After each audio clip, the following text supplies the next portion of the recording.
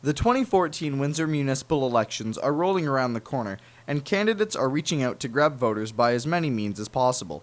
While traditional forms of campaigning are in full force as expected, one form is starting to stand out as more important than ever. The social media race is in full swing, with candidates vying to get as popular as possible on every platform. The Windsor Star's Craig Pearson explains the phenomenon further. I think that a lot of candidates are turning to social media these days because they think they have to, not necessarily because they're into social media per se themselves, but it's a wise idea. You got to get your message out, and you'd have a hard time competing with candidates who are all over the internet and all over social media when all you do is show up in person. The rise of social media as a platform for communication for candidates is attributed to the convenience of news consumption when on the go. Like the Windsor Star's Don MacArthur says, everyone has a cell phone. Most candidates have Twitter accounts, Facebook accounts, and they're interacting with journalists on Twitter. We're finding about their events on Twitter. There's Vote Milson, there's Like Larry 2014, there's Drew Dilkins. In social media, it's not only giving the candidates a voice independent of the newspaper, but it's given taxpayers, voters, residents, it's given them a voice. And they're asking the candidates questions, they're asking us questions, and there's this one big, great sort of debate unfolding on social media. It's fascinating to watch. But is the convenience factor the only pulling point of citizens to check Twitter and Facebook? It may be more than that, says the Star's Doug Schmidt.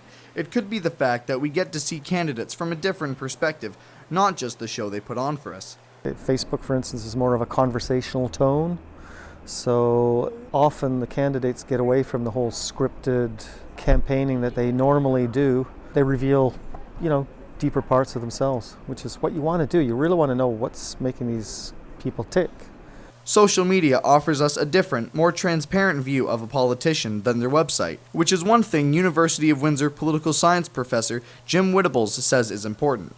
It may be too early to tell how much it has changed. Twitter has really high turnover rates, so it's hard to see how the larger public might be affected by communication through Twitter. Facebook, however, since there's so many people on it, that it might have more of an impact. So I think it's going to vary from digital platform to digital platform as to the impact it's going to have. This switch from conventional campaigning has the influence on younger voters for a variety of reasons, like first-year political science student Ahmad Khalifa says. There's a demographic that hasn't been reached out to before, and those students are all on Twitter, they're all on Facebook, they're all constantly checking their timeline. They're not going to be watching like an hour news cast on TV. It's all online, so I think people are going to see that, they're going to be more intrigued, they're going to feel like, I got to take part in this because it's all online now, and they'll definitely come out to vote. The face of elections have been changed with these platforms being available, but will this have a definite change on the Windsor elections?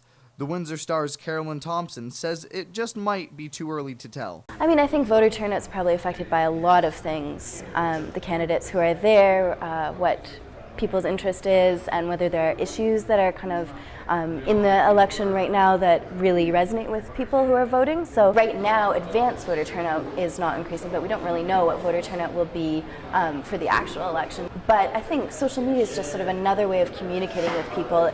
Voter turnout, I don't know. Regardless of whether social media will immediately change the amount of voters heading to the polls, it is more than obvious that social media isn't a form of campaigning that can be ignored, and may be just one of the most important factors involved with campaigners. This has been Sam Spearing for the 30.ca.